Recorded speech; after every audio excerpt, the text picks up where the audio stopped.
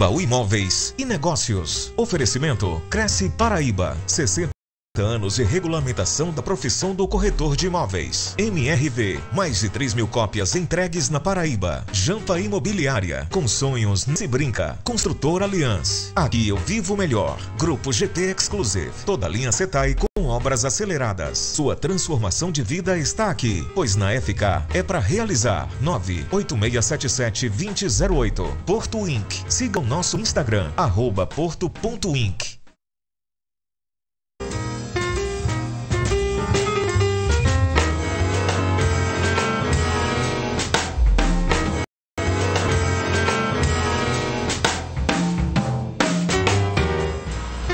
Olá, muito bom dia. Sábado, 15 de outubro, está começando o Tambaú Imóveis e Negócios.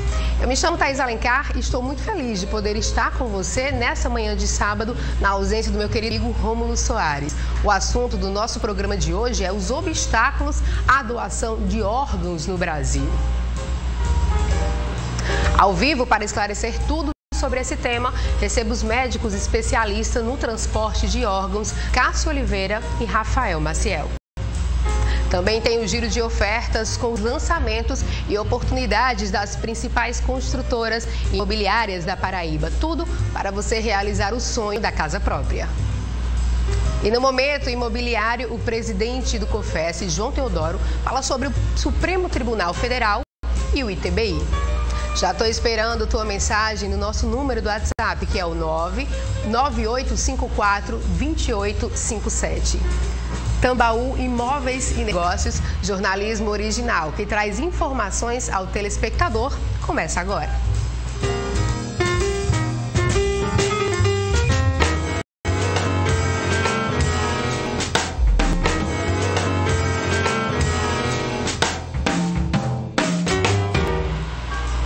A Paraíba mantém um ritmo crescente de transplantes de órgãos e tecidos, com a realização de 240 cirurgias neste ano. Mas, apesar disso, tem uma lista de espera que passa de 400 pacientes.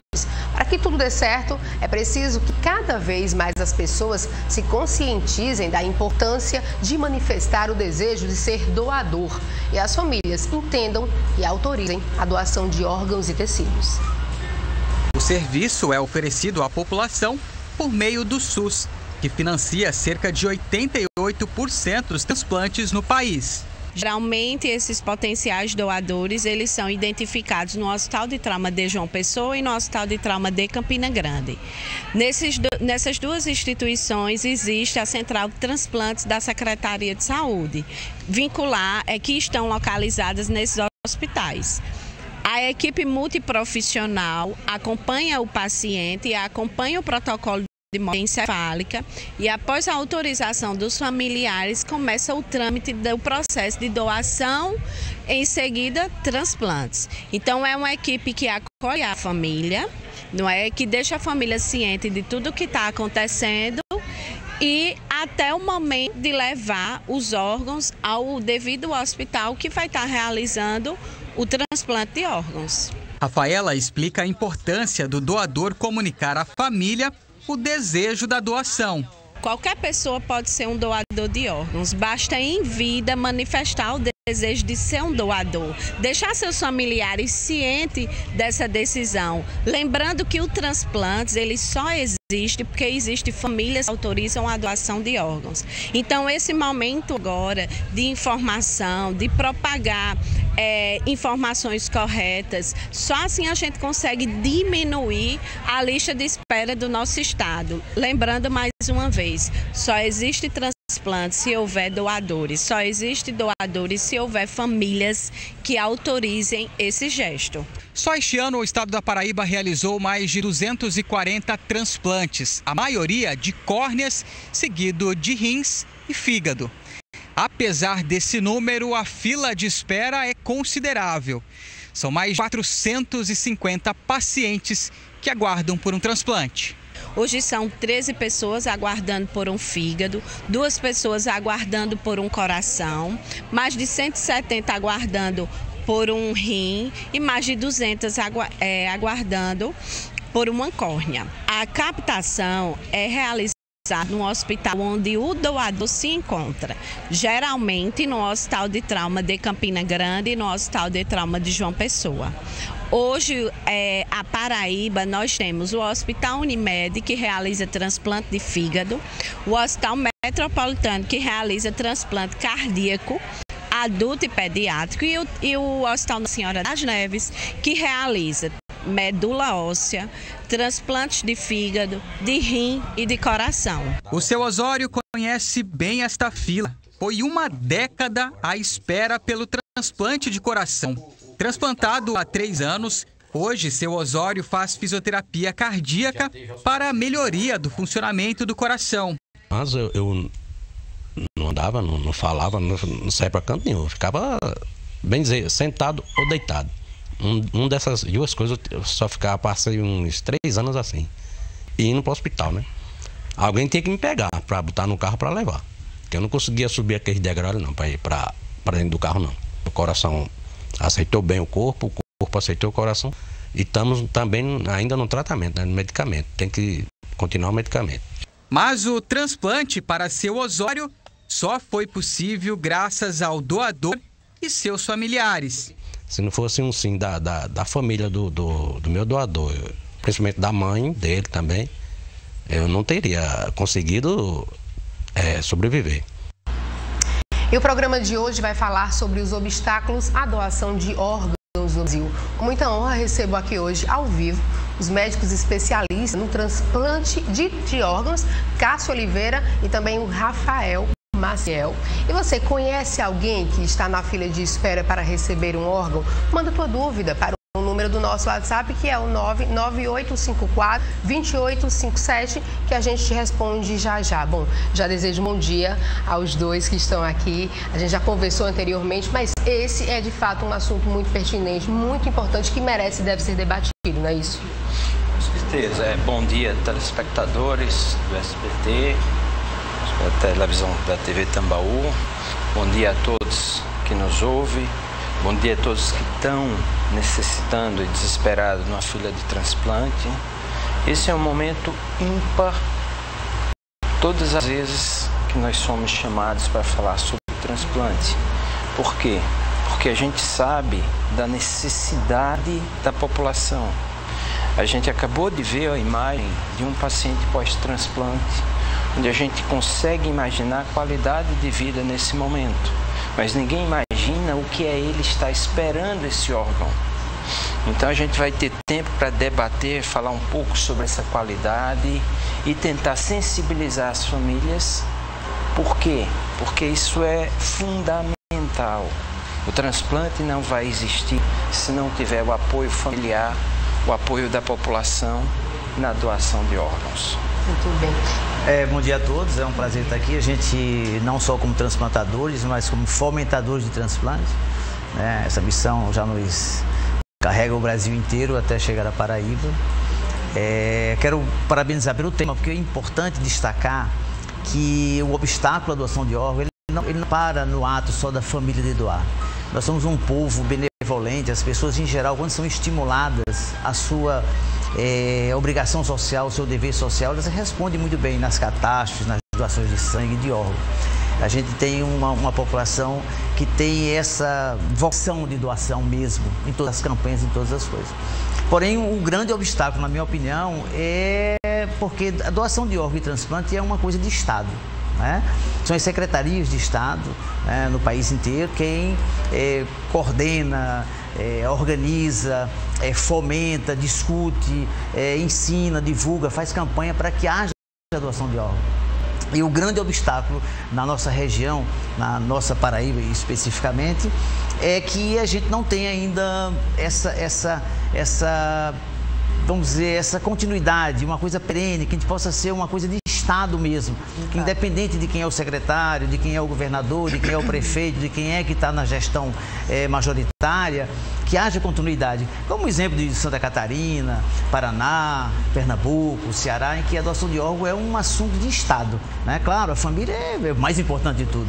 Se a família não está conscientizada, se ela não faz o ato de doação, o ato dessa benevolência de doar o órgão do seu ente perdido, não haverá transplante. Porém, existe o Estado que é a grande mola que faz com que aconteça. Verdade. A gente, inclusive, eu falei, a gente abriu, né, durante toda a semana as perguntas e olha só, doutor Cássio, que chegou assim, o que é a doação de órgãos? São perguntas bem simples, mas que merecem ser respondidas. Com certeza. Inicialmente, vou só colocar 10 segundos na palavra, no texto de Rafael. A gente não precisa de política na saúde. A gente precisa de política de saúde para a doação de órgãos. Ou seja, um projeto a curto, médio e longo prazo, que não mude conforme mudou o gestor. Ele tem que ser estruturado para, independente da mudança, aquilo continuar sempre. Então, isso seria a primeira coisa. Sim. Segunda coisa, o que é uma doação de órgãos? Doação de órgãos é um ato de amor, conscientização, tá? Por quê? Porque a gente tem os doadores vivos, mas geralmente familiares, mas nossos principais doadores, o pool, o número de doadores, são os doadores em morte encefálica, os doadores cadavéricos, né? Então, a doação é você saber transformar seu momento de dor na esperança de vida de alguém. É você se colocar no lado inverso e saber que aquela dor que você está passando, você pode evitar que várias famílias passem no futuro, através de um sim. Então, lógico que para chegar até esse sim, como falou anteriormente Rafael, tem toda uma estrutura de diagnóstico, de manutenção. Inclusive, quanto mais a equipe médica se dedicar para salvar aquele paciente, se ela obtiver um insucesso, melhor será a qualidade daqueles órgãos. Sim. Então, quanto mais eu me esforçar para manter o paciente vivo, tá certo? Mais transplantes eu vou ter. Então isso é uma coisa meio difícil de entender, mas que isso quebra um paradigma gigantesco na sociedade. Porque se a equipe médica se dedicou bastante àquele paciente e ele teve um insucesso, mas ele chegou nessa época de morte, porque a morte que a gente considera para a doação é a morte encefálica. É quando o cérebro não funciona mais, mas o coração está batendo, o pulmão está realizando as trocas de gases através de aparelho, o fígado ainda está funcionando. Então, ele está em morte, em óbito, né? Mas se os órgãos dele tiverem em boa condição, ou seja, a equipe se esforçou ao máximo para salvá-lo. Então, todos aqueles podem ter certeza que, se ele for abordado para uma doação de órgãos, aquele seu parente, pelo menos teoricamente, do ponto de vista médico, ele recebeu um bom tratamento, um bom suporte clínico. Muito bom. Agora eu vou conversar com o Dr. Rafael. Quais são os principais órgãos e tecidos que podem ser doados com o doador ainda em vida? Dando prosseguimento ao que o Dr. Cássio falou, né? A doação de órgãos, preferencialmente, ela é feita com o doador falecido, né? Porque você tem não só a capacidade, a oportunidade de beneficiar muita gente ao mesmo tempo, e quanto a não necessidade de fazer uma cirurgia num doador vivo. Porém, existem várias indicações e situações que o doador vivo se faz importante. Às vezes, doação de órgão para uma criança, né? A falta de doação de doador falecido, que é a principal, a gente faz mais doador vivo, somente em rim, não pela necessidade, porque seja mais importante fazer com doador vivo que com doador falecido, né? Pela falta de doação falecida, né? De disponibilidade de órgão, não de doação, de disponibilidade de órgão. Porém, os órgãos que podem ser doados em vida são rim, um dos pulmões, parte do fígado,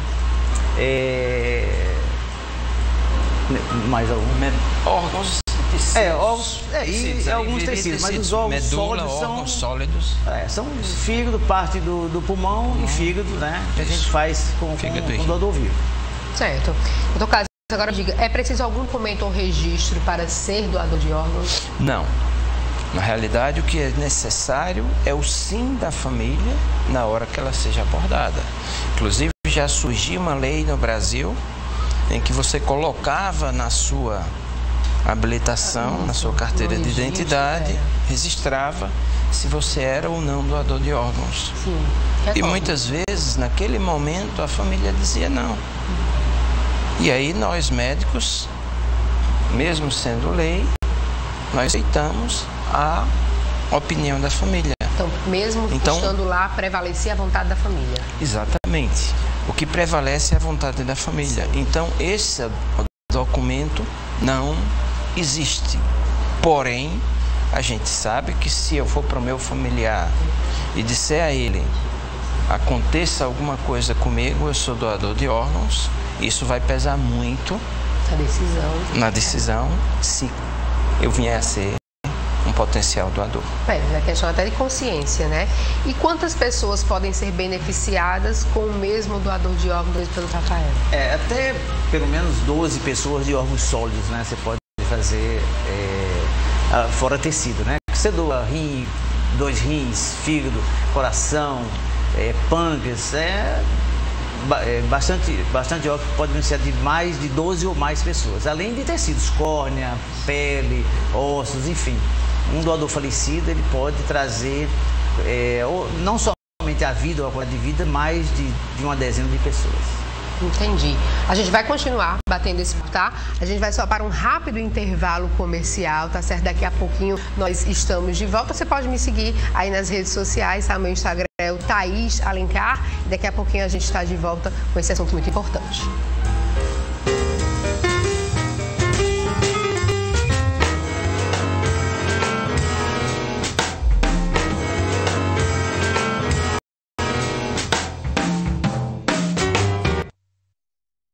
E vamos à pergunta final.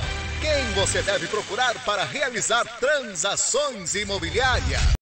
Influencer digital? Porteiro? Corretor de imóveis?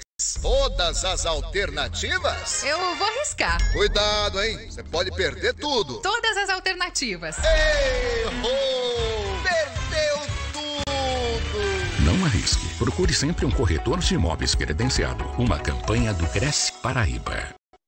A escalação do Hexa foi confirmada. E quem vai estar fazendo o meio de campo, vestindo a camisa da TV Tambaú, sou eu, Cláudio Elias. Passando a bola para você sobre as curiosidades e informações em primeira mão da maior competição do mundo, diretamente do Catar. É o momento de vestir as cores do Brasil. É TV Tambaú, rumo ao Hexa. Oferecimento tvbet.com, a melhor bet do Nordeste. Toma! Bryce Company, aqui o futuro é hoje. E Tombocos, a mais gostosa.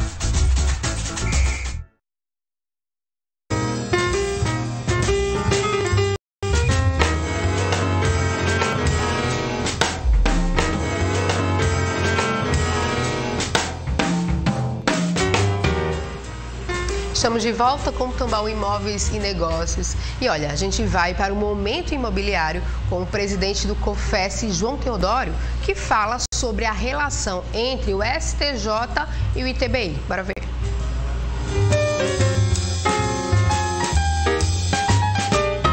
Olá, meus amigos, corretores e corretoras de imóveis do Brasil. Hoje nós vamos falar um pouco sobre o nosso Supremo Tribunal Federal. Todo mundo sabe que em fevereiro do ano passado, o Supremo tomou uma decisão com relação ao pagamento do ITBI, o Imposto de Transmissão de Bens Imóveis, né, chamado Intervivos. E esse imposto foi decidido pelo STF que deveria ser pago somente no ato do registro da escritura imobiliária, né? Você faz a escritura, depois manda registro e no momento do registro é que deveria ser pago. Só que quem recebe obviamente, o ITBI e a Prefeitura. E as prefeituras, principalmente a Prefeitura de São Paulo, questionou essa decisão anterior do ano passado e acabou saindo vencedora. O que aconteceu? O Tribunal Federal, o Supremo Tribunal Federal, desdecidiu o que havia decidido ano passado e retornou à competência das prefeituras municipais estabelecer o momento em que se deve pagar o ITBI. E de modo que hoje, né, voltou à situação anterior, ou seja, a prefeitura, de acordo com suas próprias leis municipais, cada uma delas, é que vai estabelecer, não, você tem que pagar o ITBI no momento da escrituração, você tem que pagar no momento entre a escrituração, enfim, a prefeitura é que vai decidir e nós temos de obedecer. É lamentável que isso tenha acontecido porque cria uma certa insegurança jurídica, né, para aqueles que militam nas transações imobiliárias, especialmente os corretores de imóveis que fazem o trabalho de intermediação. Mas é o que nós temos hoje. Então é bom que os corretores estejam cientes disso, porque muitas vezes serão questionados pelos seus clientes. Como é que eu faço? Qual é o momento certo, etc. e tal. Então, o momento certo, quem vai dizer é a prefeitura do município onde está sendo realizado o negócio, ok? Semana que vem nós voltamos. Um forte abraço para todos vocês.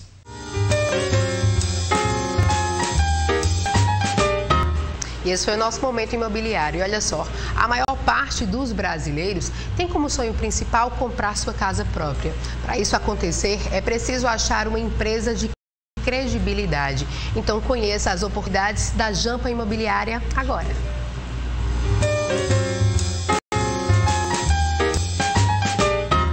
Olá, seja bem-vindo ao Giro de Ofertas aqui no Tambaú Imóveis e Negócios. E agora nós vamos começar com a Jampa Imobiliária, aquela que tem sempre uma unidade pertinho de você para realizar o seu sonho da casa própria. Conta mais para quem está em casa nos assistindo. Olha, eu aqui, Éder da Jampa, direto da Fábrica de Sonhos, porque você já sabe, a Fábrica de Sonhos ela não para. São 6 unidades para estar mais pertinho de você. Aqui no Geisel, no Valentina, Shopping Terra Sol, Shopping Sul, Shopping Tambiá e lá em Tibiri, em Santa Rita, ao lado da Praça do Chafariz. Tudo isso para estar mais pertinho de você e ajudar o maior número de pessoas a realizar o grande sonho da casa própria. Jampa Móvel e uma mega estrutura para ajudar você e sua família. Não perde tempo. Imóveis com possibilidade de entrada zero, documentação inclusa, e somos uma empresa credenciada da Caixa Econômica Federal Diamante, porque é a que mais contrata junto à entidade. Não descansaremos enquanto não ajudarmos o maior número de pessoas a sair de vez do aluguel e a morar no que é seu. Porque com sonhos não se brinca. Vem pra Jampa!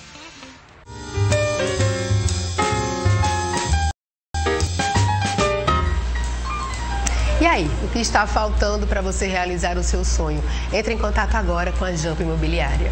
E os obstáculos à doação de órgãos no Brasil é um assunto que estamos debatendo hoje. Inclusive, as perguntas não param de chegar, estão aqui chegando. O Lucas já trouxe aqui para a gente algumas. E, doutor Cássio, a pergunta é, o que é morte encefálica? Isso é uma pergunta muito pertinente, né? A morte encefálica é exatamente quando ocorreu a parada de chegada de sangue ao cérebro. Então, o sangue carrega com si oxigênio e nutrientes para o cérebro. Então, quando para de chegar, o tecido neurológico é um dos tecidos mais sensíveis, então ele vem a parar de funcionar e morrer por falta de oxigênio. Então, nessa situação, aquele paciente não tem mais um cérebro viável. Ele já entrou numa fase de decomposição, para falar um termo que a pessoa entenda, tá certo? Porém, ele ainda continua com seu coração batendo, ele continua com seu pulmão realizando as trocas, isso às custas de um suporte clínico. Porém, não existe relato no mundo de alguém com diagnóstico de morte encefálica que venha a viver durante um longo período de tempo. E não deve ser confundido com coma, que é uma coisa totalmente diferente e irreversível. Entendi, delicado realmente o tempo. Inclusive, uma outra pergunta que chegou delicada, agora vai para o doutor Rafael, é sobre a doação de órgãos. Ela pode deixar o corpo do doador deformado? A doação de órgãos do doador falecido, né, a nossa legislação, ela é muito pertinente nisso e nos obriga, nos orienta a devolver o corpo sem deformidade, né? A gente faz a cirurgia, retira todos os órgãos, depois isso tudo é recomposto, reconstituído, e a família, quando recebe o doador falecido para fazer o sepultamento, ele está em condições como se nada tivesse ocorrido. No doador vivo, quando a gente tira parte, né, do rim, um dos rins, parte do fígado e tudo mais, hoje em dia a tecnologia das cirurgias laparoscópicas e robóticas cada vez minimiza mais essa questão da lesão e da cicatrização. Porém, sim, quando se doa o órgão, você deixa alguma marca, né, alguma cicatriz, que seja muito pequena, no caso das cirurgias laparoscópicas e robóticas, ou que sejam cirurgias abertas, como no fígado, que fica cicatriz mesmo, tá? Mas não é uma deformidade que possa alterar a sua vida. O ato de doar é muito mais importante, muito mais, vai se destacar muito mais do que a sua cicatriz. Às vezes até um orgulho, né? Muito bem. Lembro que uma vez eu fui num encontro na universidade, e lá no meio daquela discussão tinha uma manequim, ou uma dessas pessoas que fazem recepção, né? Uma mulher muito bonita e tudo mais. E eu não lembrava que é tanta gente que a gente atende, né? E ela correu até nós para mostrar a cicatriz que ela tinha, que ela doou o rim para o pai dela. E ela, com toda aquela beleza, toda aquela coisa que trazia nela até a sua própria profissão, ela carregava a cicatriz da incisão que a gente tirou o rim por laparoscopia, pequenininha, como um grande orgulho por ter doado o rim para o pai dela. Então não há o que se preocupar com deformação de quem vai doar o órgão em vida ou falecido. Muito bem. O propósito é muito maior. É muito maior. E dá até orgulho.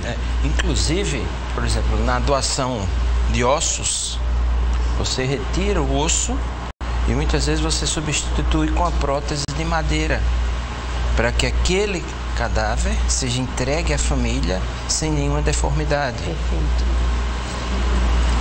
Muito bom. Olha, como vocês sabem, as perguntas que vocês mandam durante toda a semana, elas chegam, a gente traz para cá.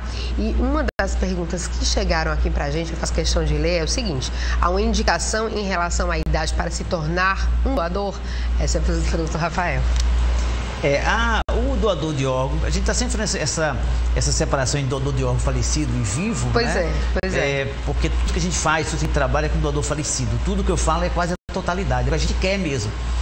Nenhum cirurgião, nenhuma equipe de transplante tem o doador vivo como, vamos dizer assim, o carro-chefe. A gente faz em condições especiais, por necessidade, né? Uma mãe doando para uma filha pequena e nessas situações que eu já citei anteriormente. Tudo que a gente imagina é o doador falecido. Então não há uma idade limite assim para que você seja o doador de órgão.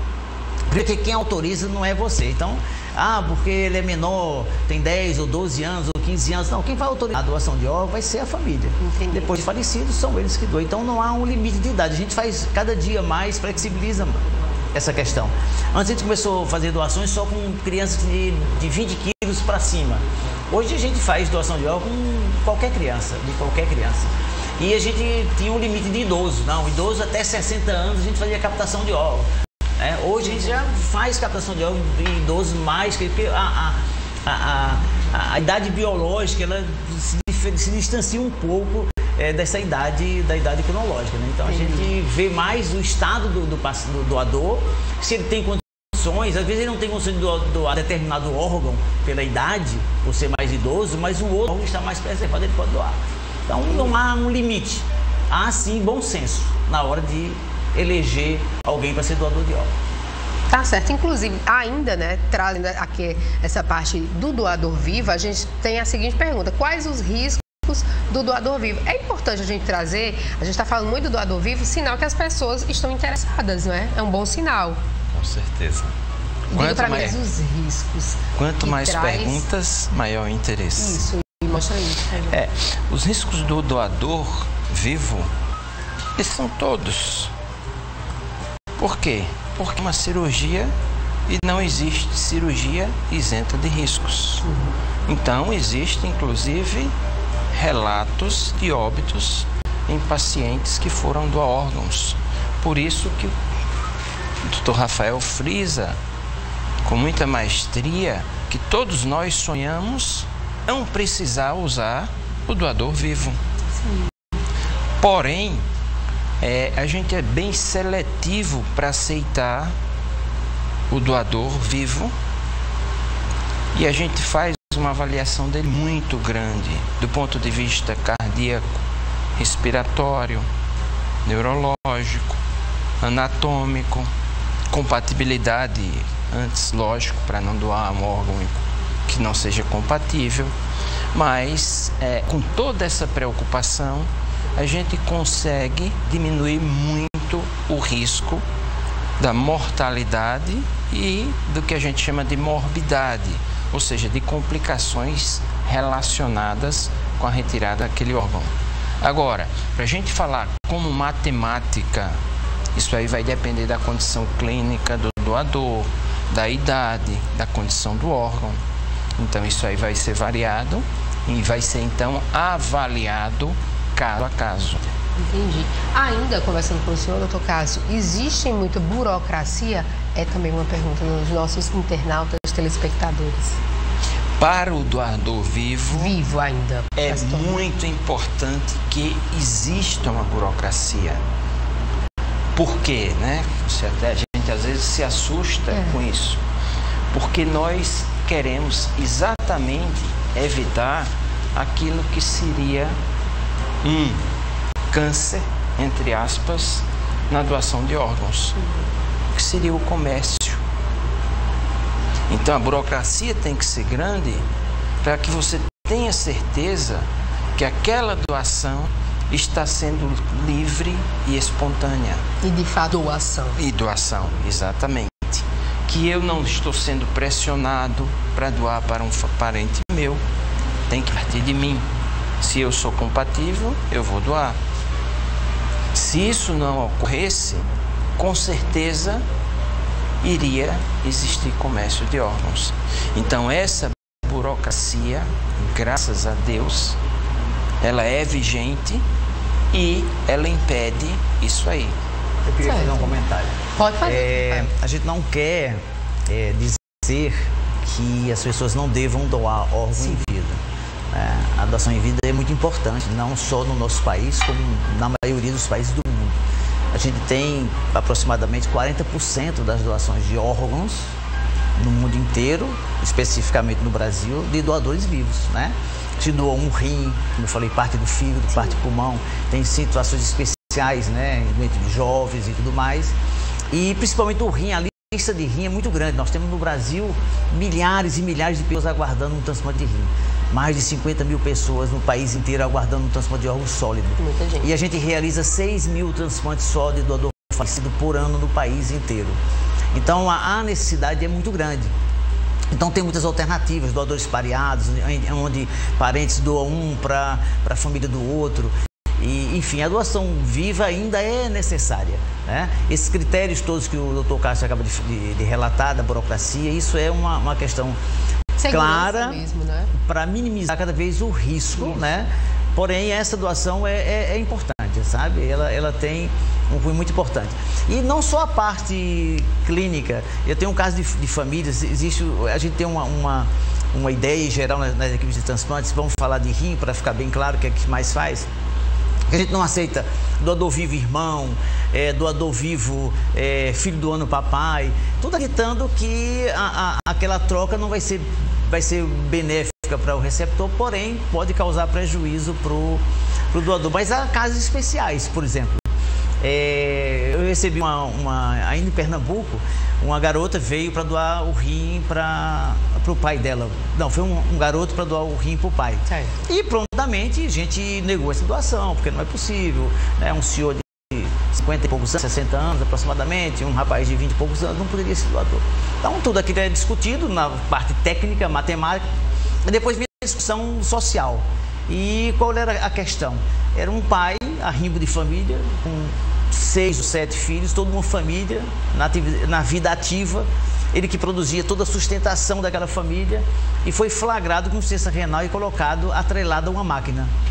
Então você precisa não salvar só aquele indivíduo, mas toda aquela família, né? Então neste caso o que nós fizemos? Fizemos a doação, graças a Deus deu tudo certo, do filho novo de 20 anos, de 60 anos.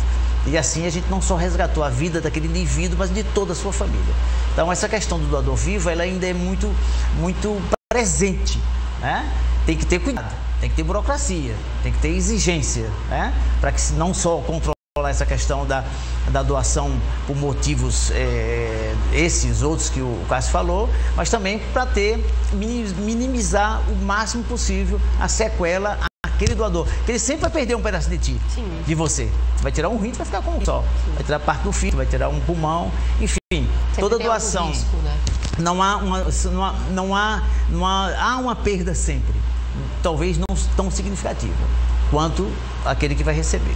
Mas ela ainda é muito importante na nossa realidade. Casos mais complexos, no né? mundo inteiro, essa é uma grande realidade. Muito bem. Você que está ligando a televisão agora, você fica por dentro. A gente está falando sobre a importância de doação e transplante de órgãos e de tecidos. Inclusive, já tem mais uma pergunta, viu? Doutor Rafael, uma pessoa já como receptora, ela pode vir posteriormente a se tornar uma doadora também? Ah, sim, claro. Já temos vários casos. Tivemos casos de um rapaz que recebeu transplante de córnea e depois doou em vida o rim para a mãe.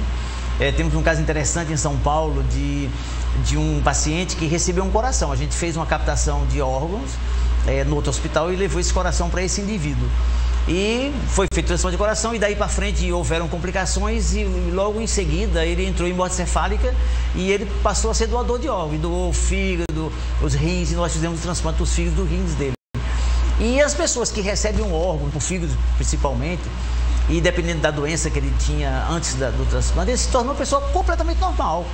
E lá no futuro, se houver um acidente com ele pode doar o rim, ele pode doar o coração, né? Então, essa questão, quando a gente transplanta alguém, a gente, na maioria das vezes, a gente traz ele quase à normalidade. Né? Ele vai ser quase vai ser normal, né? Há casos na Espanha de se doar até o próprio rim transplantado. Você faz o transplante numa pessoa, ele recebe o rim e tem um acidente, um problema, e a gente retira esse rim e transplanta em outra pessoa, aquele rim já transplantado. Curioso. Então, toda essa coisa ocorre porque a gente tem uma carência muito grande. A nossa necessidade estimada de doação de órgão no país, na Paraíba especificamente, ela está muito aquém do que a gente faz. Exato. A gente faz muito pouco, sabe?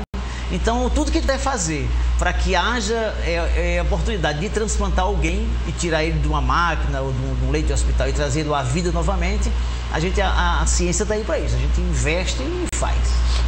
Inclusive, nos Estados Unidos, eu tive experiência de participar de um transplante de um paciente que o doador tinha recebido o fígado. Sim.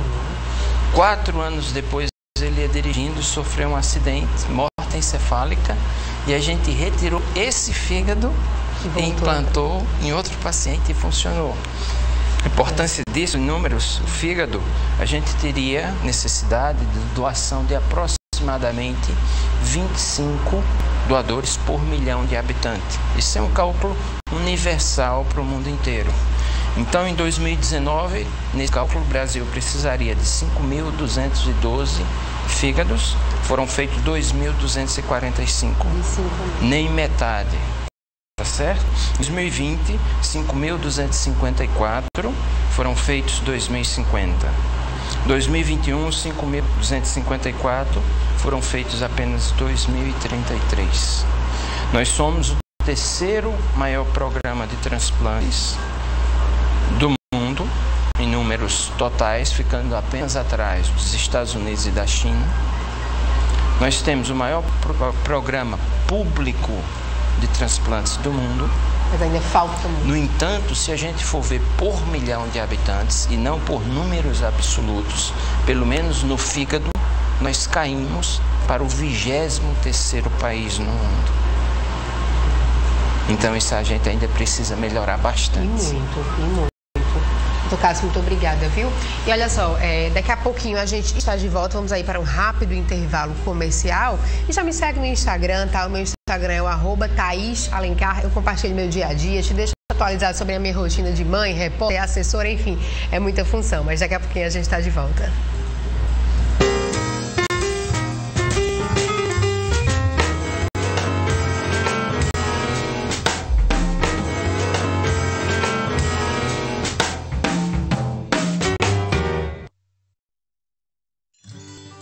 Servir é um ato precioso. que precisa ser feito com responsabilidade, ética e dedicação. E nós da Planserve somos referência nisso. Estamos presentes no Nordeste atuando no segmento de segurança eletrônica, terceirização de serviços e portaria virtual. Oferecemos soluções inovadoras, levando evolução até você, por uma equipe comprometida com resultados e um futuro cada vez mais seguro. Planserve. Visite nosso site e redes sociais. Tu vai pra onde? Estou indo pro clube, mulher. Tu não falou que ia pra casa? Sim, eu vou. Eu moro num verdadeiro clube com vida de rainha, mulher. Aqui no Império Residência Clube você tem piscinas, churrasqueira, espaço gourmet, espaço kids, espaço fit e muito mais. Apartamentos com 2 ou 3 quartos em uma suíte, varanda, sala para 2 ambientes, parcelas em média de R$570 com toda a documentação inclusa. Então corre e aproveita porque tudo que é bom acaba rápido e aqui não é diferente. Muitas vendas. Fala com a Pri. Reserve Gard Residência, o metro quadrado mais desejado aqui do bairro dos Bancários. Apartamentos de 2 e 3 quartos, sendo um suíte, varanda, sala ampla e todo no porcelanato. Além disso, temos apartamentos térreo com área privativa, um verdadeiro sonho. Se você sempre sonhou em sair do aluguel com qualidade de vida, conforto, lazer e muita segurança, o Reserve Gard é um empreendimento feito para você. Este é o Espaço Gourmet. Já dá para você imaginar um churrasco aqui com sua família, né? Salão de festas para suas comemorações. Pista de coupe para você fazer aquela caminhada com muita segurança e outros itens de lazer. É ou não é um empreendimento sinônimo de qualidade de vida? Clique no link e saiba mais. Agende sua visita e surpreenda-se.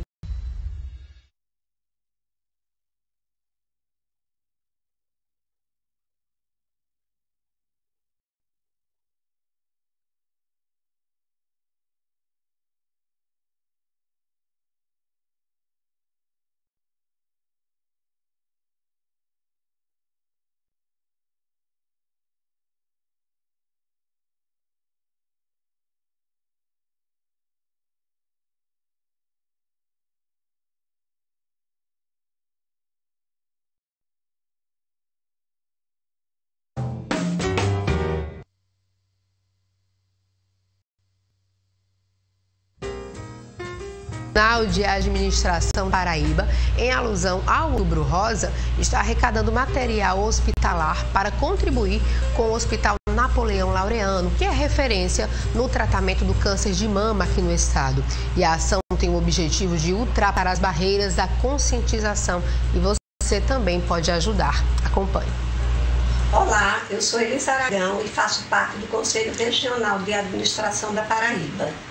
E este ano, através da Comissão CRA Mulher, da qual eu participo, estamos fazendo uma comemoração do Outubro Rosa, não apenas como mais uma campanha de conscientização sobre a importância do diagnóstico precoce e do tratamento do câncer de mama, mas também uma oportunidade de arrecadarmos materiais de uso hospitalar que serão doados ao Hospital Napoleão Laureano, que é uma referência no estado no atendimento de vários tipos de câncer, atendendo milhares de pessoas.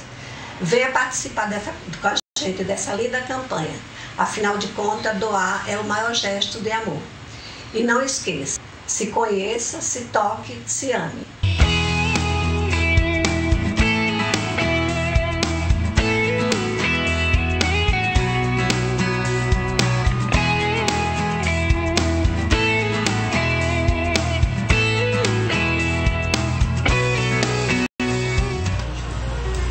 E essa ação tem tudo a ver com o nosso programa hoje, né? Mas veja só, você busca um imóvel para vender, alugar ou investir? Você vai encontrar agora. Veja as oportunidades da construtora Aliança e da Holanda Construtora também.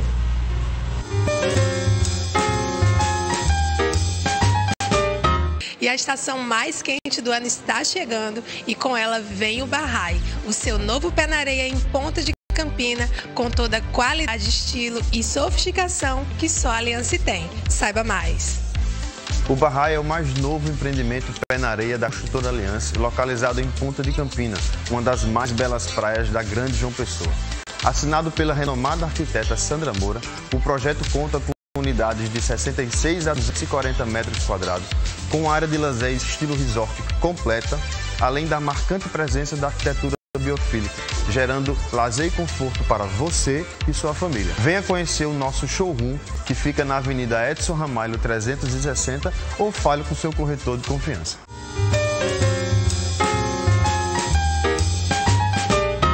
E eu já estou aqui no Prime View. E você que nos acompanha sabe que a Inolanda sempre traz grandes novidades. E hoje não poderia ser diferente, não é verdade, Lourdes? É verdade, sim. Estamos aqui no apartamento decorado, apartamento de 139 metros. Trouxemos várias novidades para mostrar ao cliente todas as possibilidades que podem ser feitas. Trouxemos, além da cozinha integrada com a sala, um ambiente todo fechado, todo climatizado, além das várias opções que podemos trabalhar dentro dos quartos e dos ambientes do apartamento. Aproveitando, convido todos a conhecerem o decorado do Prime View, não só ele, como toda a nossa obra. Está sempre de portas abertas e à disposição de vocês.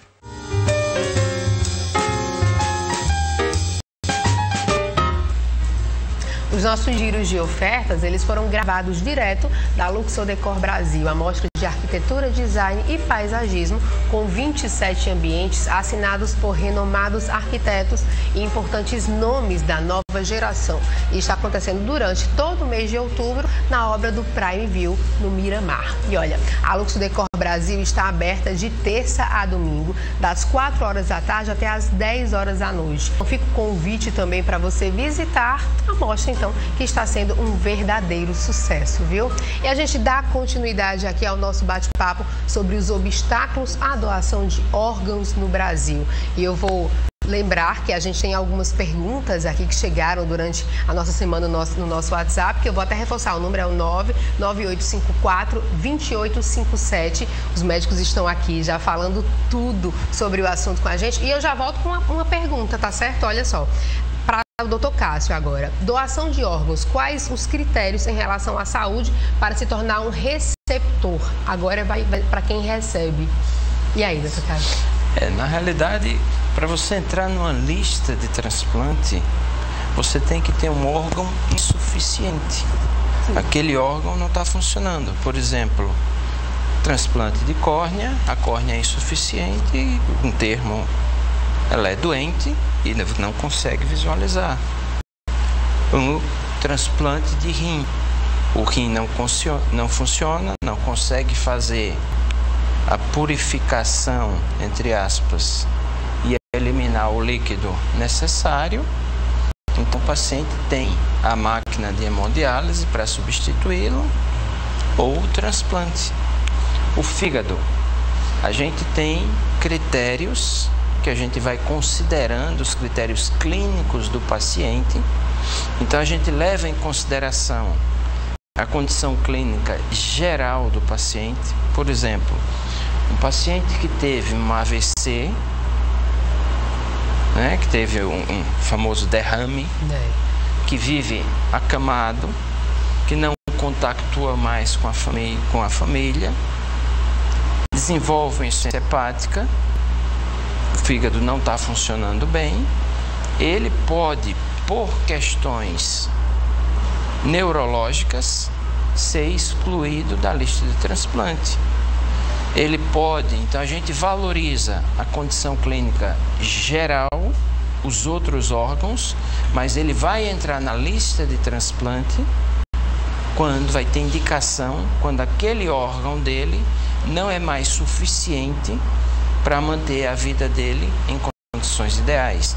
Então, ou ele está com a qualidade de vida muito comprometida, ou ele está com seus dias, entre aspas, contados pela progressão mais rápida daquela insuficiência ou daquele não funcionamento do fígado. Entendi. Essa pergunta... um comentário sobre isso aí, posso? Pode fazer. Essa relação ela é inversamente proporcional. A gente quer o melhor doador. Se ele for vivo, ele tem ser rígido, praticamente perfeito. Se ele for falecido, ele tem que estar conservado o máximo que a gente puder. Sim. O receptor, ele é um doente que a gente chama de última alternativa de tratamento. Ele é o contrário. Quanto mais ele está grave, mais ele é deficiente. Quanto mais ele está atrelado a uma máquina ou um leito de hospital, eles serão mais candidatos a transplante. Se preocupar, o risco é muito grande, a gente sabe que o risco é muito grande, mas é a última alternativa. O que a gente faz na equipe é transformar esse transplante o mais seguro possível, né? Alguém vai receber um coração, isso é extremamente grave. Você fala, a lista de coração na Paraíba é pequena, só tem 2 candidatos. Eles não vivem na lista. Eles entram na lista e vão falecer. Se não houver oferta, se você tinha 10 essa semana, esse mês, no mês que vem, tu vai ter só 3, 4, porque eles morrer na lista. Inclusive, então isso é inversamente proporcional. Era em relação a essa fila de espera, como é que funciona? A fila, a lista... Sim, a lista de espera. A lista, não é uma fila, é uma lista, né? Que ela varia de acordo com o órgão, né? No caso do fígado, do caso, esse paciente ele vai por gravidade. Quanto mais grave, ele está no começo da lista, vamos dizer assim, ele é mais... a oferta é mais priorizada para ele, né? Então, no transplante de rim não é muita gente, então é por compatibilidade. Quanto mais ele for compatível histologicamente com o doador, é para ele. Porque é muita gente, é todo mundo grave e muita gente na lista, milhares de pessoas. Então, cada órgão tem a sua... O coração não é por necessidade mesmo. As pessoas que estão em lista de coração, eles não têm muito tempo para aguardar. Precisa de doador. A nossa dificuldade é encontrar um doador mais adequado para aquele receptor. E ter oferta. A nossa oferta na Paraíba é muito baixa. A gente tem o transplante de fígado, a gente busca fora, no Piauí, em Alagoas, etc.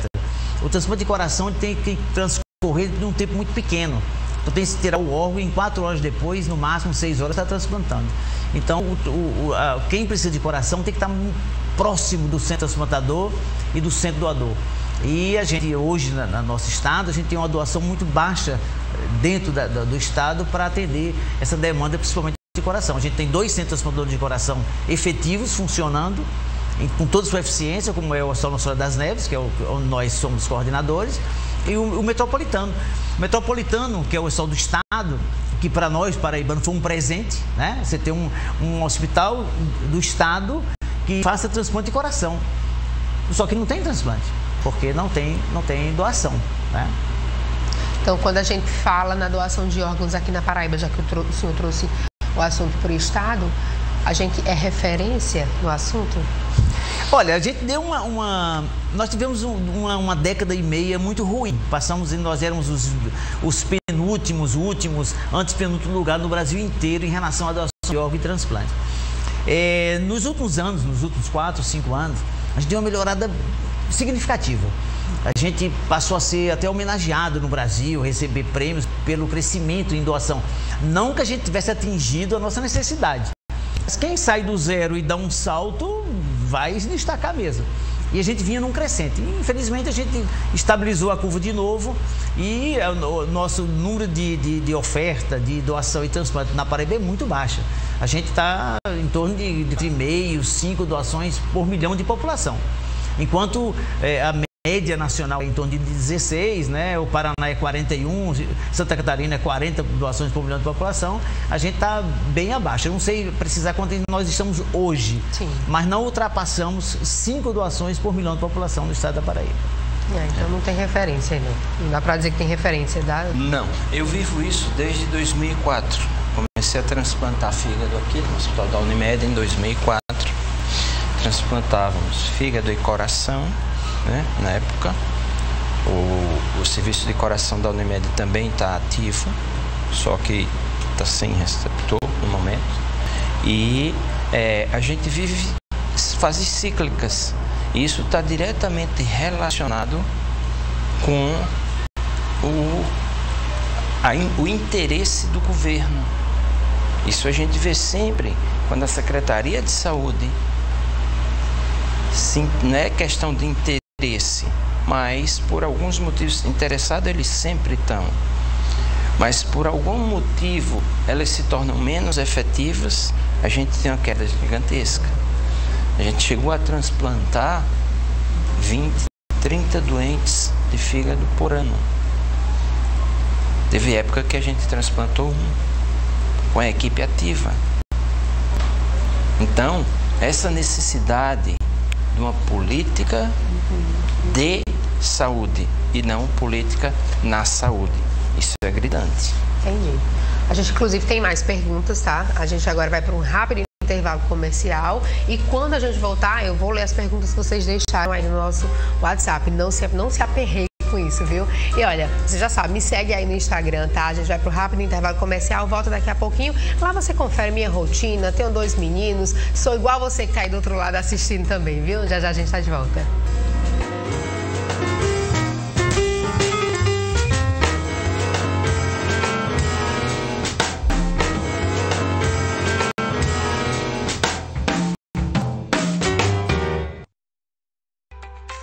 Bom dia, sol. Bom dia, mar de Cabo Branco. É assim que você vai saudar cada manhã no Jardim dos Corais da MRV. Apartamentos com opções de vista para a orla, área privativa, lazer completo com piscina e muito mais. E tudo com facilidades incríveis para você viver toda essa evolução morando na deslumbrante região dos Bancários e Altiplano.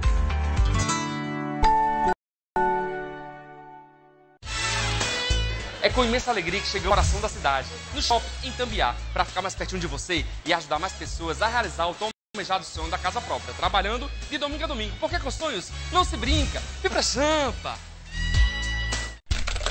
Domingo é dia de estreia. Está chegando a 3ª temporada do Partiu Enem, agora em formato podcast. Ingrid Fijó reúne professores e convidados especiais, com dicas imperdíveis para você assistir ou escutar a qualquer momento, mantendo os estudos sempre no ritmo da sua rotina. É neste domingo, a partir das 10h30 da manhã, na TV Tambaú e no YouTube da TV Tambaú. Partiu Enem 2022. Oferecimento Uninasal e Enem. Aprendizado para você ir mais longe.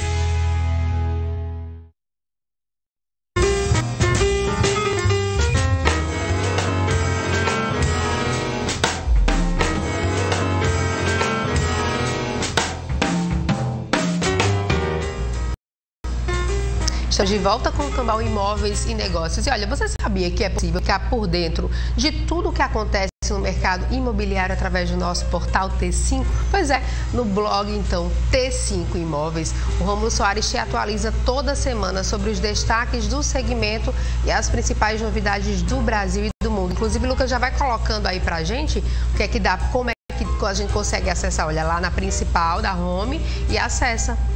Para quem, então, não está na Paraíba, também dá para acompanhar o nosso programa ao vivo. Acessa lá, é informação na palma da sua mão. Portal T5, a informação no seu tempo. E olha, está procurando por um imóvel que atenda a todos os requisitos que você sonha para o seu lar?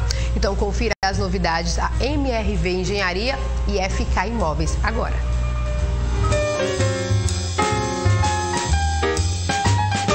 E o Reserva Almagre possui um mundo de motivos inspiradores que irão transformar a sua vida. Você vai conhecer cada um deles agora com João Paulo, da MRV. Fala pessoal, meu nome é João Paulo, sou gerente comercial da MRV e estou aqui no nosso empreendimento Reserva Almagre. As obras estão aceleradas, acabamos de lançar a 2ª torre para a venda e se você quer conforto e segurança para a sua família, não perca tempo, corre e garanta a sua unidade.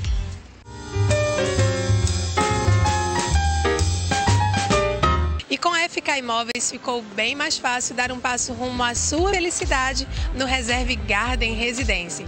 Priscila Finizola traz todos os detalhes para você agora. Já te falaram que a oportunidade bate a porta e só bate uma vez?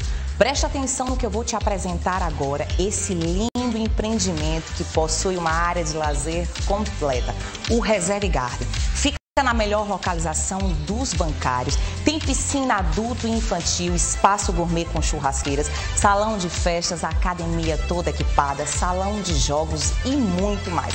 Apartamentos de 2 e 3 quartos, com varanda, suíte, sala para 2 ambientes, cozinha com bancada de granito e o melhor de tudo isso, o preço desse empreendimento. A partir de R$ 182.900, com toda a documentação paga pela construtora, você não vai gastar nada por isso. Então tá esperando o quê? Corre e aproveita essa oportunidade. Sua transformação de vida está aqui, pois na FK é para realizar.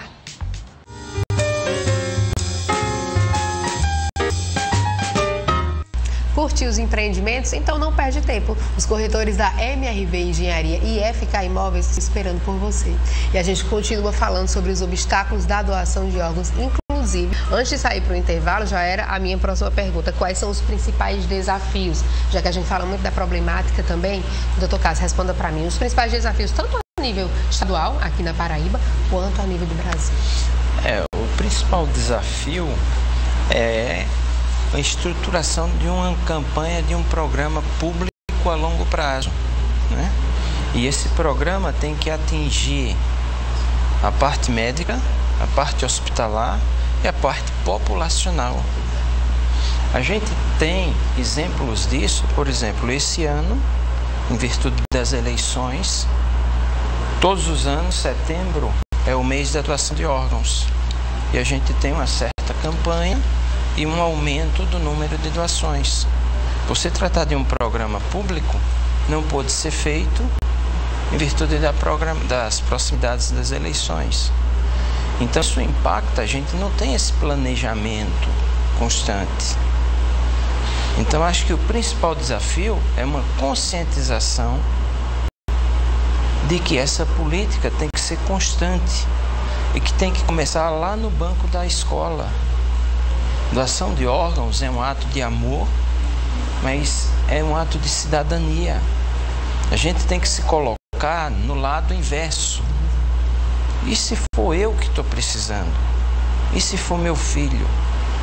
Então essa campanha, o principal desafio do ponto de vista aí é você fomentar a educação pública. Lógico que se a gente for abrir um leque, a gente vai entrar em estrutura pública dos hospitais, tanto é que está acontecendo a inversão das coisas. Os hospitais públicos estão tendendo a fazer menos e os privados a assumir. A gente tem que entrar no financiamento, isso aí. A gente tem que pensar em melhorar a qualidade de vida, não só dos pacientes, mas também das equipes transplantadoras. Então todas essas coisas tem que entrar num pacote grande, que para a gente falar principal desafio, na minha opinião, é a questão de uma política permanente de doação de órgãos ou de realização de transplantes, porque vai incluir desde a educação populacional até o ato propriamente dito. O doutor Rafael, inclusive, eu queria que o senhor também explanasse um pouco, porque geralmente quase todas as perguntas aqui vêm os obstáculos. Então hoje, na sua opinião, no seu ponto de vista, que eu sei que são bem parecidos do ponto de vista dos dois, mas eu queria que o senhor explanasse também sobre isso. Quais são os obstáculos para que essa doação aconteça, para que exista realmente esse trazer, né, da sociedade para junto da problemática, para entender a importância do tema. Colaborando com essa explanação do Cássio, a doação de órgão, como doação de sangue, como atendimento às pessoas em catástrofe, isso é uma responsabilidade social. E nós carecemos muito disso, nós não temos esse treinamento, esse conhecimento desde a escola. Meu curso de medicina, durante 6 anos, eu não vim falar em transplante. Eu vim ser transplantador depois, buscar conhecimento, viajar e etc. Na nossa formação em geral, né, desde a escola, formação acadêmica, não se fala em responsabilidade social. Que são essas coisas que você vê em alguns do mundo, né? Você se prepara, porque no Japão eles treinam para quando tem terremoto, mas aqui a gente tem cheia também, aqui a gente tem um monte de coisas que é responsabilidade social, tem seca, isso tudo é responsabilidade social. Isso parte de uma cultura que deve ser tratada a vida inteira de forma perene. Porém, essa catástrofe não é tão grande, é que o nosso Brasil é um Brasil muito grande e ele é dividido em várias regiões. Se nós imaginássemos, observarmos determinadas regiões como o sul do Brasil, que ele acabou de vir lá do Congresso, como Santa Catarina e como o Paraná, não é que seja ideal, mas se eles fossem 2 países independentes, né, eles estariam entre os 3 maiores serviços de doação de órgãos no mundo, 40 doações por milhão de população. A gente tinha uma metazinha um tempo atrás, há uns 2 décadas, 1 década e meia atrás, que era se basear tudo que a Espanha fazia. A Espanha, para nós, como doação de órgãos, sempre foi o país de referência. Inclusive, a nossa política de transplante ela foi baseada, tratada nesse sentido. E lá, o nosso sonho era ter 30 doações por milhão de população.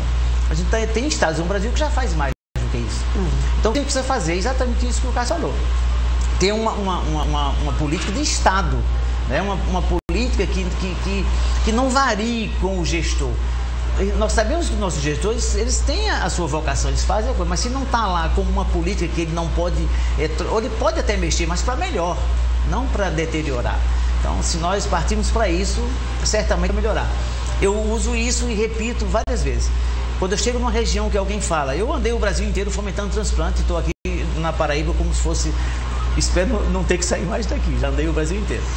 Mas a gente sempre fala o seguinte, quando a gente chega num lugar ruim, todo mundo diz, porque aqui a família não doa. A gente tem mais de 60% de negativa familiar. Mas por que ele não doa? Porque quando ele chega no hospital público com seu filho, ele é mal atendido. Ele tem a sensação que o filho dele morreu, não por uma catástrofe, por uma doença, mas porque ele não foi bem atendido. Aí depois ele vem, é transformado em doador. Aí vem toda uma equipe, um monte de gente querendo que aquele doador se torne o melhor doador possível. Aí aquela tomografia que ele não fez antes, ele consegue fazer depois de morto. Aquele exame, aquele médico, né? Vamos dizer que nós fôssemos famosos, vai lá ver esse doador, porque nós estamos em outra visão. A nossa visão agora é a doação de órgãos. Então essa dificuldade em geral precisa ser mudada. A saúde em geral precisa ser mudada. Mas em relação ao transplante, o que mais precisamos é deixar de ter esse ciclo de governos. Uma secretaria é muito boa, outra é muito ruim, muito boa, outra é... Precisamos fazer uma média e isso já é possível. É só ver os estados vizinhos, Ceará, Pernambuco ou lá longe no sul, se tem Santa Catarina e o Paraná, mas tem os estados aqui com bons exemplos de transplante, que é Pernambuco e o Ceará. Então, precisa dar uma chacoalhada. E bem pertinho aqui, né, da gente. É tudo pertinho. Casos colados aqui. Agora, o Rafael falou uma coisa interessante que eu acho o seguinte, doutor Cássio, desculpa. A gente tem que vestir a roupa do outro para entender a necessidade. Quando a gente fala em políticas públicas voltadas, então, para a doação, é exatamente mastigar o assunto, falar sobre, debater, que seja algo normal e não delicado. Hoje a gente tem ideia, é delicado falar sobre...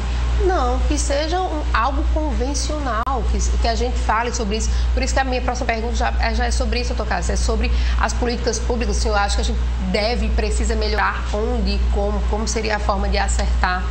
Acho que tem que começar na base, tem que começar nas escolas, através das crianças. Você tem que começar com o que a gente está fazendo aqui, com entrevistas, esclarecimentos da população. Você pode incluir nos horários de televisão pronunciamentos sobre o transplante, da mesma forma que quando você tem campanhas de vacinação, você vai lá e cria um pronunciamento. Quando você vai ter uma eleição, o ministro titulado do TSE vai lá e faz um comunicado. Então a gente precisa criar um ciclo de conscientização constante da população, para que a população, inclusive, sinta na pele a necessidade dela cobrar do gestor isso aí. Por quê? Pelo aquilo que a gente falou aqui no início. Para um paciente chegar a ser um doador de órgãos, né, ele tem que ter sido muito bem cuidado durante aquela fase que ele estava vivo.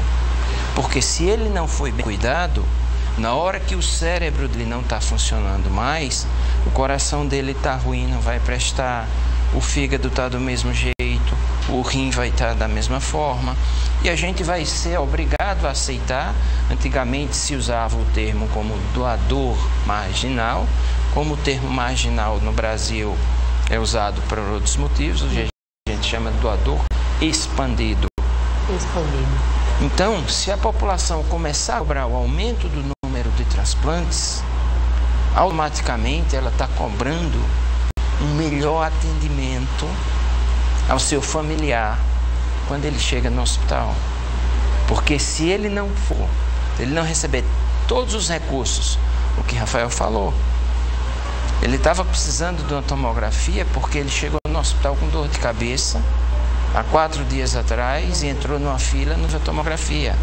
Aquela dor de cabeça era um aneurisma, rompeu e ele entrou em morte encefálica por hemorragia cerebral. Nessa hora apareceu a tomografia. Olha o contrassenso. Como é que quando estava bom para salvar meu parente, não teve, e agora que morreu para doar órgãos, apareceu? A conta não fecha.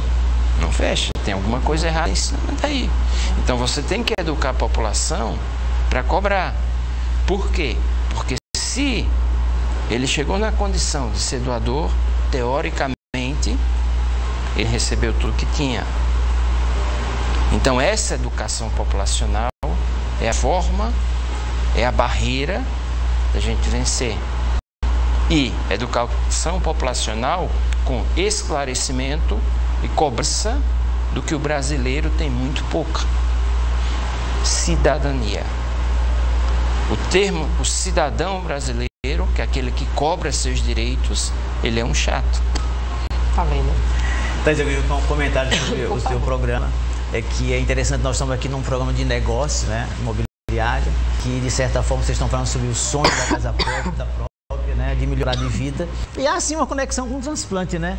E eu achei legal que eu vi ali falando sobre Laureano, falando sobre transplante, isso é interessante. Isso que o Cássio falou, de estar discutindo isso no dia a dia, a nossa Paraíba, infelizmente, é muito carente nesse sentido. A gente passa o ano inteiro esperando Setembro Verde para fazer 10 dias de entrevista. A gente não vem aqui para se promover, a gente quer promover o transplante. E este ano, por essa coincidência, mas eu acredito que já houveram outros anos com política e a gente teve um Setembro Verde importante. Não há divulgação. Então, se não são vocês, que eu considero a imprensa como se fosse parte da nossa equipe de transplante, que vocês nos ajudam muito. Vocês cobrem essa lacuna do Estado que não conscientiza, que não divulga, que não faz nos estados que não fazem transplante, tá? Não quero ser generalizado. Se você estiver em Pernambuco hoje, você liga o rádio, em algum momento da sua ida de um lugar para outro, alguém vai falar em transplante. Tem algum comentário, tem alguma propaganda, alguma discussão. O nosso estado carece demais disso. Nós não temos propagandas oficiais. Que o termo não é propaganda, estou falando propaganda que é o que vem à minha cabeça. Mas nós não temos divulgação oficial sobre transplante, sobre doação de sangue, esse tipo de coisa. Que debate sobre hoje se fala só em vacina, não sou contra a vacina, mas é como se fosse um modismo. Tudo é vacina. Qualquer coisa, a vacina está aí no mundo, sempre teve, a gente sabe toda a sua importância e tudo mais. Mas precisa abrir espaço para tudo.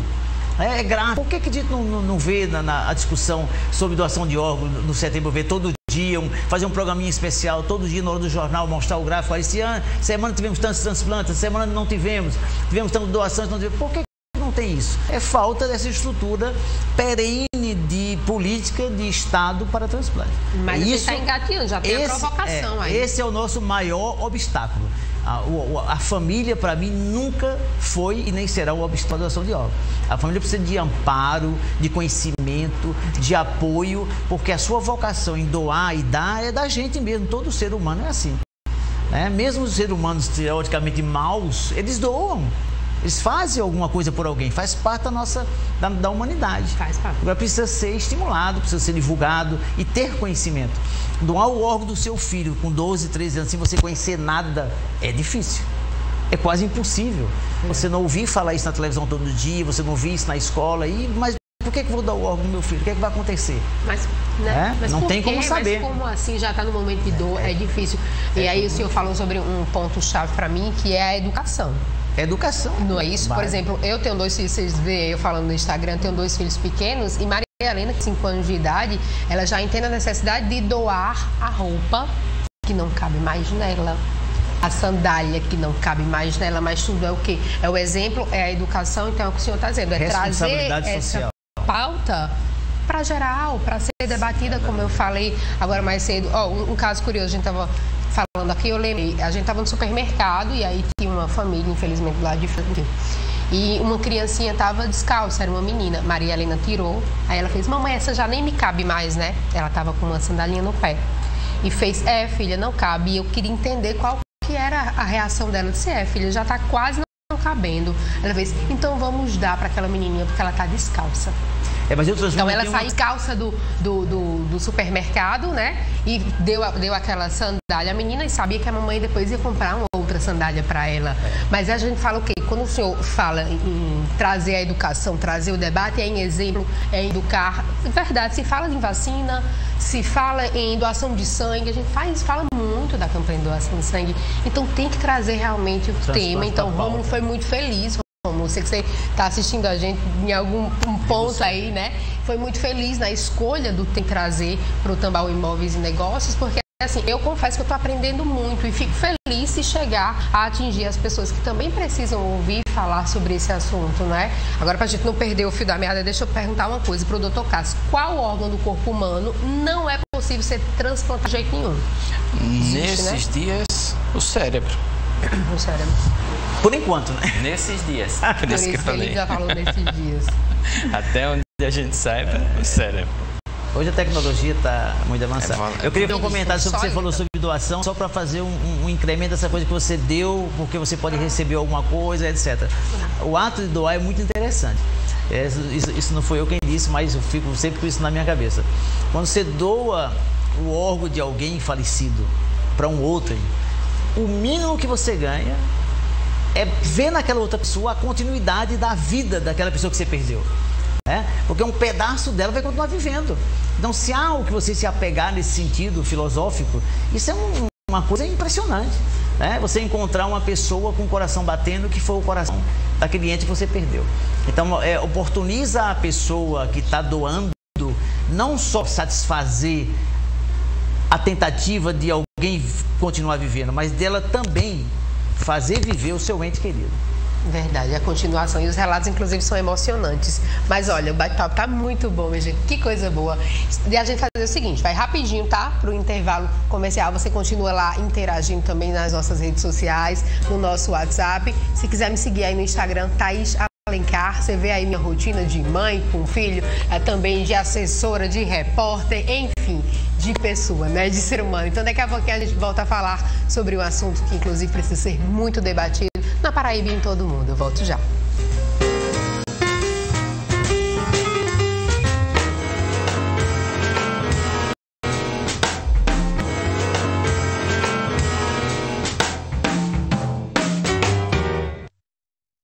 Trust, all I need is trust. Trust is all I need. All I need is trust. Trust is all I need. Às vezes, tudo que você precisa é confiança. A Aliança é sobre isso. É sobre ser alguém que está junto sempre. E depois de 40 torres entregues, é para isso que a gente acorda cedo. Para fazer a maior construtora da Paraíba ficar do tamanho da sua expectativa. Aliança, história de confiança. Minuto Catar. Você sabia que a rena tem sido um símbolo de boa sorte, saúde e sensualidade no mundo árabe? Diz a lenda que Maomé usava a rena para tingir a barba e que a flor da rena era a favorita do profeta. Como resultado, a rena ocupa um lugar único no mundo muçulmano. Na cultura árabe, é muito comum ser utilizada por mulheres, assim como acessórios. Essas tatuagens são temporárias, que duram cerca de 2 semanas e são símbolos da autoexpressão da mulher. Minuto Catar. Oferecimento tvbet.com, a melhor bet do Nordeste. Toma. Braz Company, aqui o futuro é hoje. Pipoca Bocos, a mais gostosa. Tambaú Imóveis e Negócios. Oferecimento Cresce Paraíba. 60 anos de regulamentação, profissão do corretor de imóveis. MRV. Mais de 3.000 cópias entregues na Paraíba. Jampa Imobiliária. Com sonhos não se brinca. Construtor Aliança. Aqui eu vivo melhor. Grupo GT Exclusive. Toda linha Setai com obras aceleradas. Sua transformação de vida está aqui, pois na é para realizar. 98677-2008. Porto Inc. Siga o nosso Instagram, @porto.inc.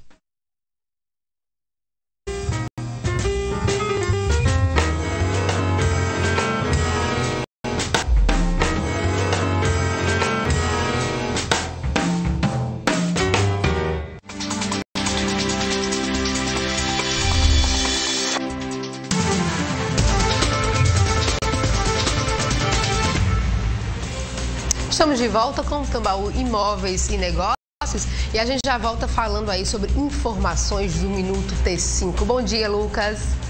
Bom dia, Thaís. Primeiramente, né, seja muito bem-vinda ao Tambaú Imóveis e Negócios, na ausência do nosso Rômulo. Um bom dia aí para Rômulo, que eu sei que está nos assistindo de algum ponto aqui fora da Paraíba. E ó, Tatá, a gente começa a falar sobre vacinação, um assunto que está um pouco aí mais em stand-by, mas João Pessoa segue vacinando sim todos os públicos a partir dos 3 anos de idade contra a Covid-19 no Mangabeira Shopping, em sistema drive e pedestres, das 8 às 16 horas. Para garantir a assistência e ampliar a cobertura vacinal, os profissionais de saúde também estarão ofertando as vacinas contra a poliomielite e a influenza, que seguem em campanha preventiva e foram ampliadas até o dia 31 de outubro. Para a polio, o público-alvo são as crianças menores de 5 anos.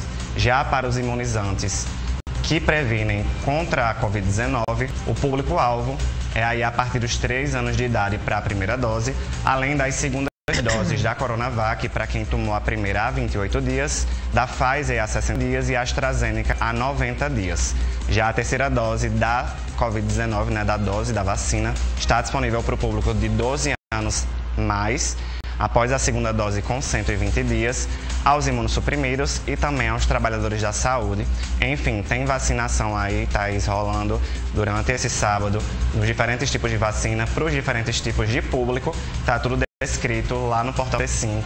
Vamos se prevenir, né? Verdade, é importante, viu? Além da vacina contra a Covid aí, a gente também vê outras vacinas que precisam, inclusive, ser atualizadas, né? Muitas crianças aí estão com a caderneta atrasada. E aí, Lucas, eu já pergunto para você, tem mais alguma informação, tem mais alguma notícia? O pessoal acessa lá para T5, fica à vontade, me diga aí. Sim, tem mais uma notícia, Thaís. Essa é para quem quer aproveitar, né, o fim de semana. Quando eu vim para cá, pelo menos, estava ensolarado. Quem quiser aproveitar e pretende visitar as praias do litoral paraibano, deve ficar atento aos locais impróprios para banho, divulgados pela Superintendência de Administração do Meio Ambiente, a SUDEMA. Segundo o relatório, trechos com baixa qualidade de água estão em João Pessoa e também em Cabedelo. Na capital, os banhistas devem evitar a praia de Manaíra, na Avenida João Maurício, além de outro trecho no final da Avenida Rio Carneiro e no trecho em frente à quadra de Manaíra. Na praia de Tambaú, em frente ao busto de Tamandaré, também deve ser evitado. E lá em Cabedelo, o trecho localizado na margem direita do estuário do Rio Paraíba, na praia do Jacaré, também apresenta baixa qualidade de água. Então, Thaís, para quem for levar a criançada para se divertir nesse sábado, fica atento a esses trechos. Tem muito mar aí no nosso litoral para aproveitar também. Verdade. Lucas, informações super importantes. Muito obrigada, viu? E obrigada por toda a condução durante o programa também. A gente fica por aqui. Eu quero aproveitar que hoje é dia dos professores e parabenizar, né, essa classe tão importante para a nossa sociedade. Mandar um beijo especial para Patrícia Monteiro, Marcelo Rodrigo, Fabiana Siqueira e Joana Bellarmino, meus mentores no curso de jornalismo. Até mais, Tatá. Até mais. Vou aproveitar e fazer um salve aí aos professores e o Lucas. Afinal de contas, é uma profissão super importante. É ela quem forma todas as outras profissões, não é isso? Um cheiro pra tu, viu? Tchau, tchau. E olha, estamos de volta, né? A gente fala então, voltando pro nosso giro aqui, conforto, amplitude, localização ou qualidade no acabamento. Você quer tudo isso? Então, no nosso giro de ofertas, você vai ver que não precisa escolher entre uma coisa e outra. É possível ter tudo e num preço que cabe no seu bolso. Acompanhe agora os lançamentos da construtora Guedes Pereira e também da construtora Porto INC.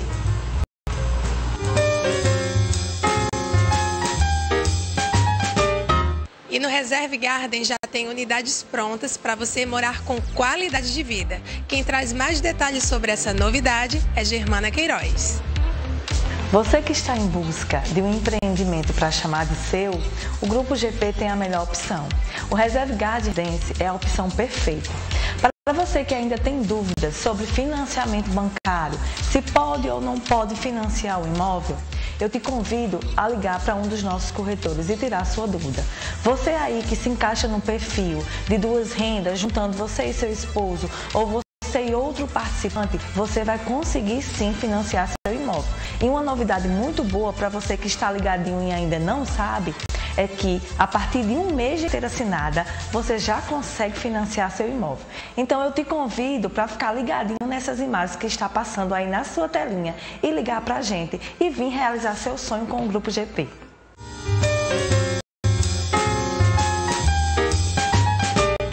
E João Pessoa ganha na linha de alto padrão um empreendimento espetacular na beira-mar do Cabo Branco. Vem aí o Jade Miranda com um projeto de tirar o fôlego. Confira. Olá pessoal, estamos aqui de volta e hoje para falar sobre o melhor empreendimento na Orla de Cabo Branco. Jade Miranda. São apartamentos de 3 e 4 suítes, apartamentos entre 145 a 322 metros quadrados de área. Temos apartamentos localizados frente-mar e coberturas, com a ampla área de lazer, né? Mais de 1.800 metros quadrados de área de lazer, em um projeto de arquitetura contemporânea, sensorial, um projeto inovador, um projeto único. Venha tomar conosco um café e conhecer toda essa beleza que foi produzida na margem, na Orla de Cabo Branco.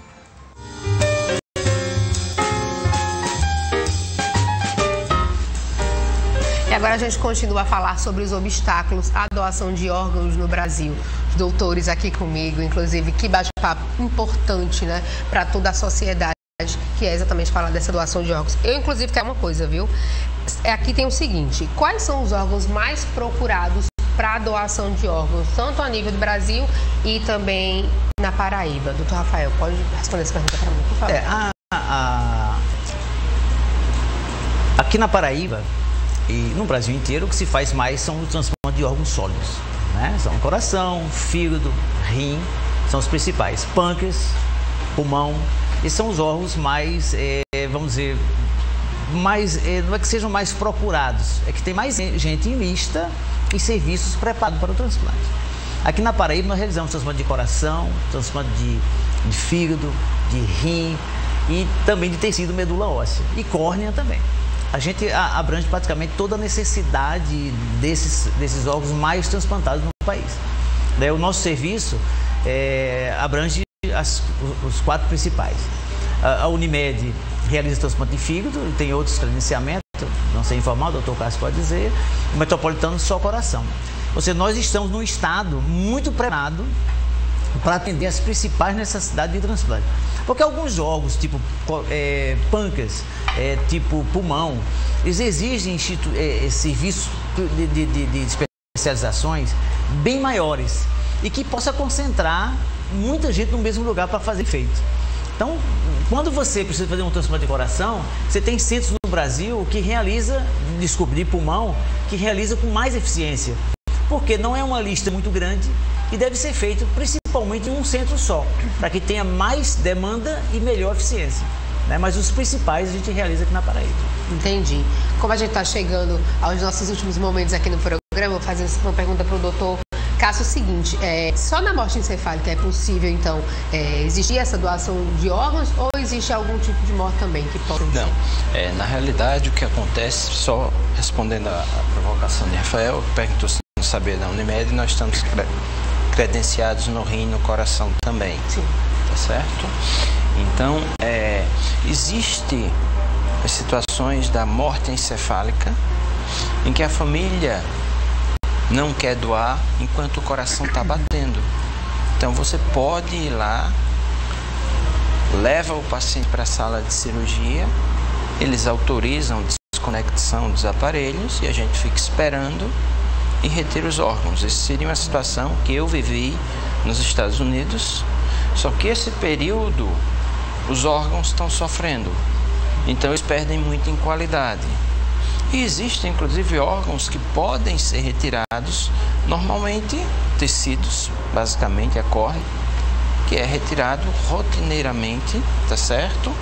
Com autorização da família, após a parada cardíaca. Entendi, então, entendi. Olha, a gente vai chegando, então, ao final, né, do nosso Tambaú Imóveis e Negócios. Eu vou aqui agradecer, então, a presença do doutor Cássio Oliveira e do doutor Rafael Maciel também. Vocês, muito obrigada, então, pela presença de vocês aqui, muito esclarecedor esse momento aqui. Inclusive, espero que esse debate ele dê continuidade, já fica aí o nosso apoio e as portas abertas para que isso possa acontecer, viu? Muito obrigada. A gente que agradece a você pela oportunidade de falar de transplante. Como a gente falou aqui o tempo inteiro, a gente quer aparecer, falar de transplante o tempo inteiro, para que as pessoas se conscientizem e o Estado também possa nos ajudar a fazer mais transplante. Obrigado a você. Obrigada. Exatamente. Quando a gente vem aqui, a gente não vem falar de nós médicos, a gente vem falar do grande herói do transplante, o doador. É isso que a gente precisa. E esse herói vai ser encontrado quando? Vai ser encontrado através das campanhas de educação populacional. Muito obrigada, viu? Olha, o Tambaú Imóveis e Negócios chegou ao final, mas dá para rever a edição de hoje e as anteriores no nosso portal t5.com.br. No sábado que vem, o Hugo Soares está de volta, mas eu quero agradecer a você pela sua companhia. A gente continua junto na reportagem aqui na TV Tambaú durante toda a semana. E olha, numa próxima oportunidade estarei de volta, viu? Grata pela sua audiência, um ótimo fim de semana e como o Rômulo sempre diz, juntos somos muito mais fortes.